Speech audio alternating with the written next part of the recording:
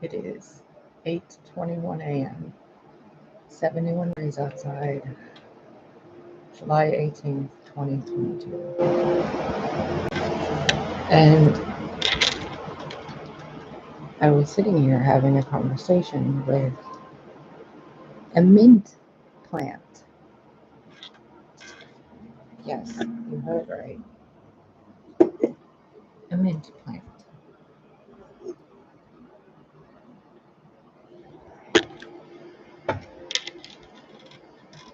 It was super silly. Nothing serious. Like it was I'll describe it to you. Lily was sitting there in the corner staring at me. And she was seated like one of those old Egyptian cats, with the arched back and just sitting tall and graceful, with her eyes just blinking barely and very slowly. And she was just staring right at me. And I looked over at the cup of mint I have here, and I'm like, why is she doing that?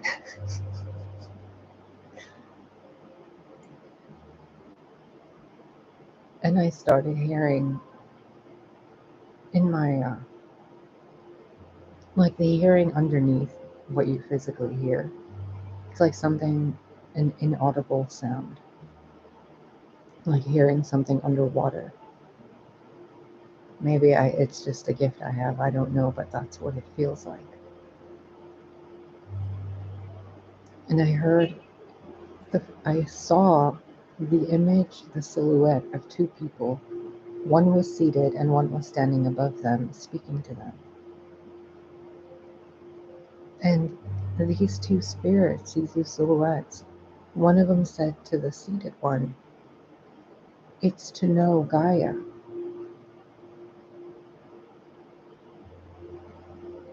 And when I heard that, my mind felt like I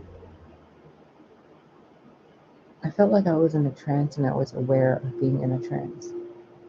I was in my body, but I was aware that I'm experiencing something outside of the sphere of what my body can comprehend at the same time, like a Russian doll.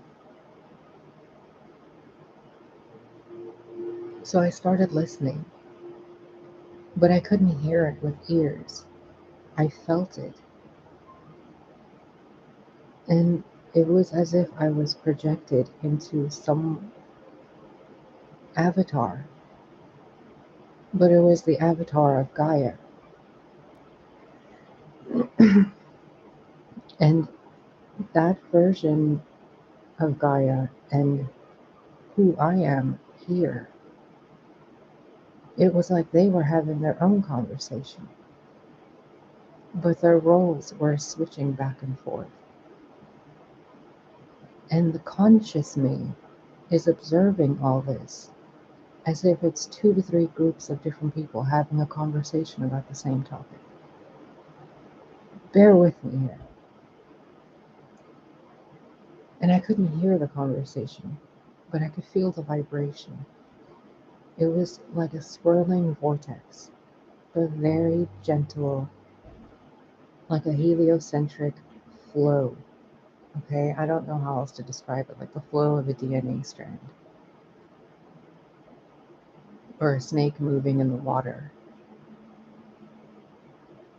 And they were talking about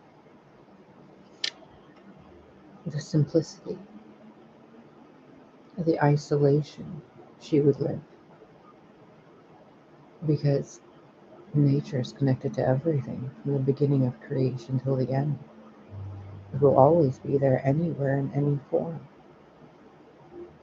It is the nexus point where pain becomes wisdom. It's the place where wars are waged and children are born and people die. They learn, they breathe, they evolve, and they all do it on a conscious being that is forever sworn to silence. So she just watches. She grows. She provides. She evolves. She teaches without speaking. She feeds. She cleans. She's abused. She's lied to. She's neglected. She's abandoned. She's forgotten. She's taken from in ways that are inhumane to even think about doing them to another person. But we drill into the marrow of the earth to fuel our machines, to know Gaia.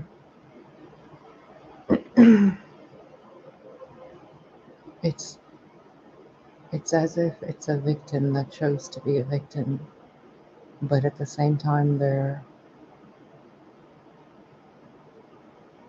anything but. It's a form of unconditional love, but at the same time a fury unlike any other. Can you imagine a person like that? Take all of those aspects that we put on Mother Nature, on wisdom itself, and put it on a person. The person would be alone. They would be silent. They would be kind. They would be overlooked. They would be disconnected from nature. They would be to themselves. They would have very few friends or acquaintances or anyone to speak to. There would be lots of silence in that person's life. It would be the antithesis of what they are. Even the body would be different. Anything to be different. Why? For peace.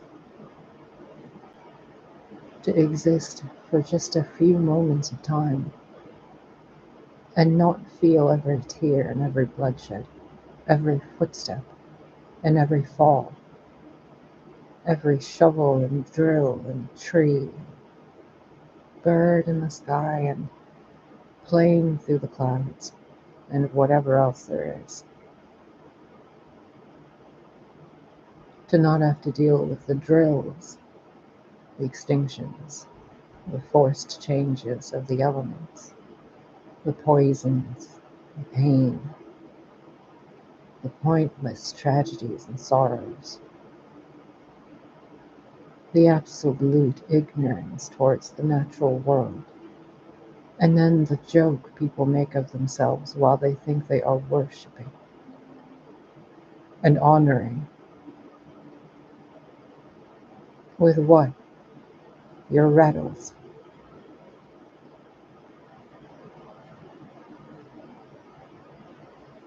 To know the earth, to know Gaia, to know Sophia, to know Zoe.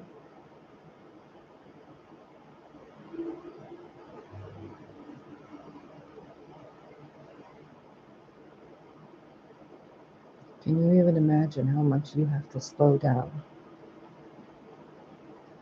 and stop and look and feel and hear and actually experience the air around you and the light?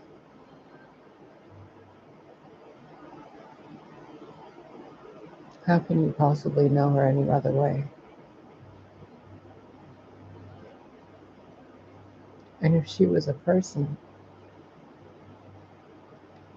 do you really think there would be any fraction of her being that would want fame, luxury, opulence, friends, lovers?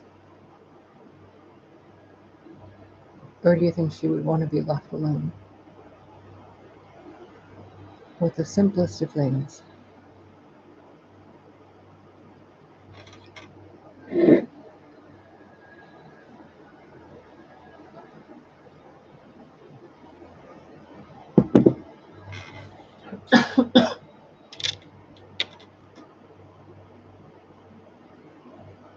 The conversation I've been overhearing, the things I've been feeling. I've been having a really difficult time with not feeling compassion, with not being angry, with not wanting to yell at the world. How dare you? Don't you see what you're doing to her?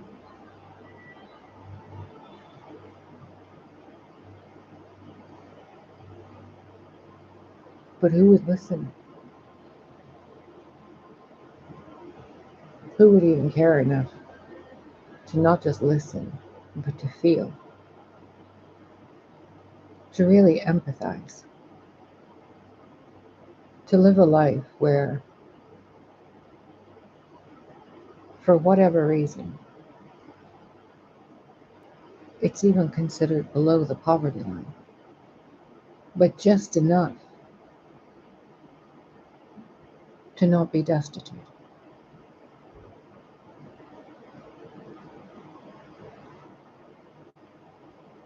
Isn't that what we do to the earth and the attention we give it?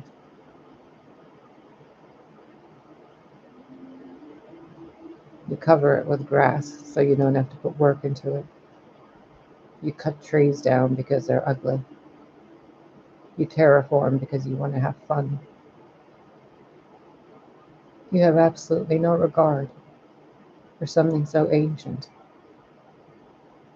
that God Himself considers it the jewel of His eye,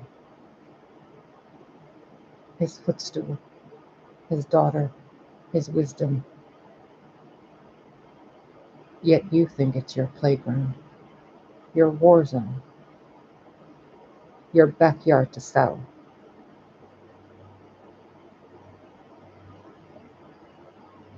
You call flowers weeds because you're too ignorant to teach yourself about them. So therefore, if Gaia was a person, you would see her habits and say, she's crazy. That's pointless. What is that? It's just a tantrum. You'd see different moods and weather patterns, elemental fluctuations, and natural disasters. And you'd say, oh, look, it's the earth. It's climate change. It's a volcano. Hailstorms. But if a person was that way, you'd call them schizophrenic, narcissistic, violent, passionate, a doormat.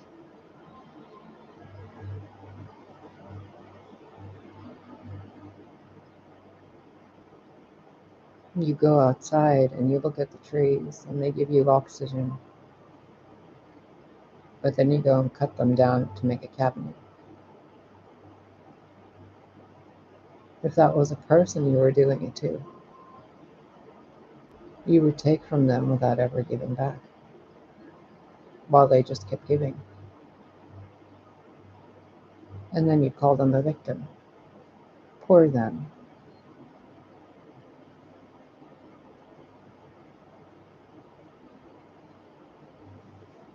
If Gaia was a person, would you really like her?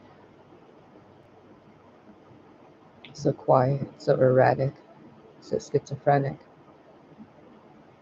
so agoraphobic, so poor. Oh, she probably smells weird too. Talks to herself into flowers, into trees, eats berries everybody else thinks are poisonous, sits there petting bees, plants flowers everywhere she goes, wouldn't look up when she's walking, because she's too busy trying to find pebbles. She'd chase butterflies, and she would enjoy the only part of her that she enjoys, the part no one can hurt.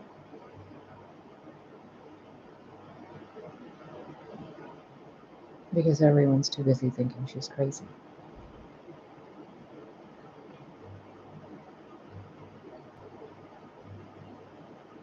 Do you know Gaia?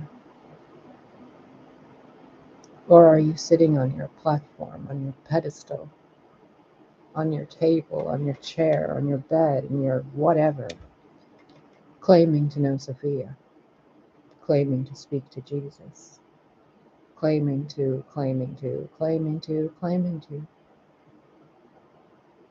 But if you really knew, would you even bother? Or would you just, I don't know,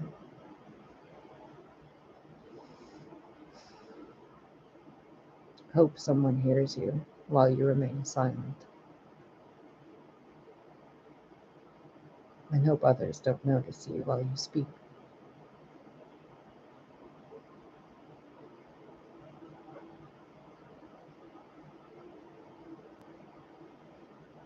There's a distinct difference between who you think Gaia is and who she really is. And it is such a shame that most of you do not even care to know her. But you sure like being a part of what she's created and what she is. You make money off it. You form careers around it. You've based legacies and lineages on the back of something that loves you so unconditionally she doesn't want to destroy you while you rip her apart. She lets you.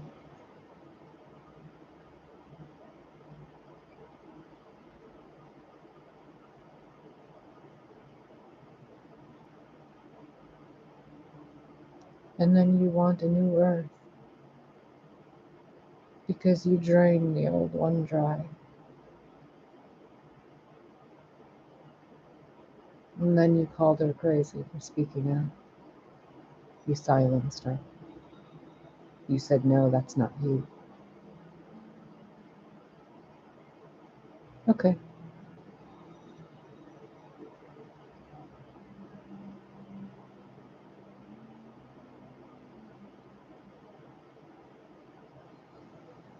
I guess time will tell.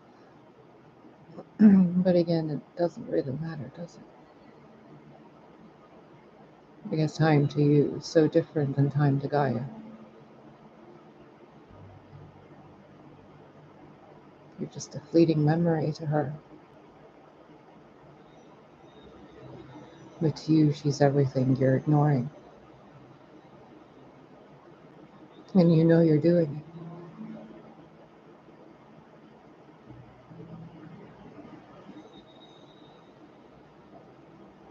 Instead of growing forests with homes in them, you tear forests down to build your homes on them. Instead of supporting those who can't support themselves, you go and buy a new designer shoe or a purse or a car or a building or an enterprise or a website or a new planet or whatever. Instead of planting new seeds, new trees, you tear them down and you pour grass seeds. And you say, oh, I honor the great mother. Oh, I honor the great father. I'm so Christ-like. While to the gods you look insane. You rip apart the heaven you're on and you wait for him to bring you a new one. He even told you he'll come back with a sword. Who do you think is going to be fighting? The devil or those desecrating the planet he left them on?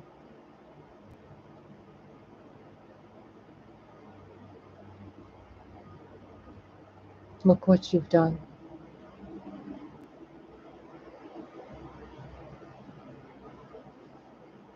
Look what you've done to her.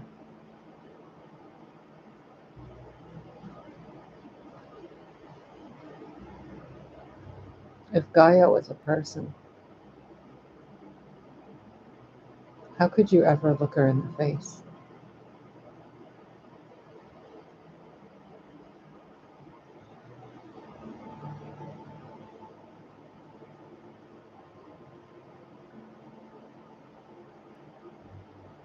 I hope you find a way.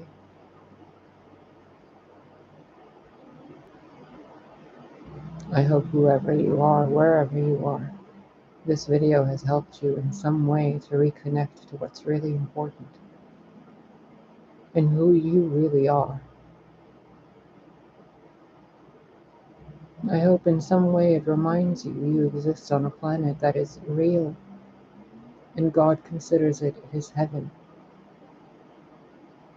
I hope in some way it humbles you and has you treating her better. I hope if you thought of people in your life that could fit the description, that you are kind to them. And I hope above all you remember your connection to divinity.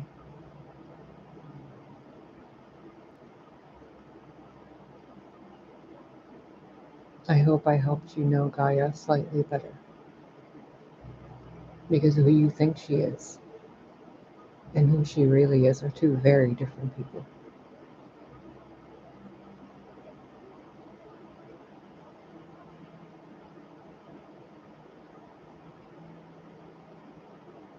And just like trees and forests, they only hide things you don't want to see because you're busy looking elsewhere in little bits and pieces.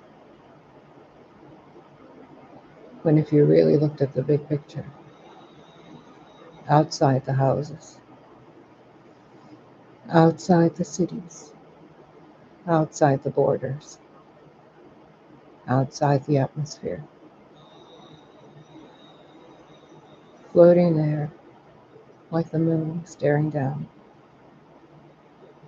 you'd see home.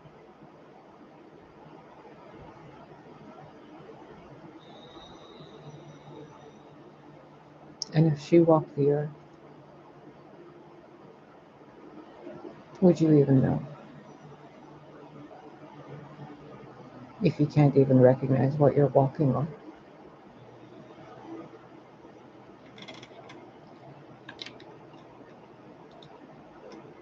I love you. I hope you find your way back to yourself.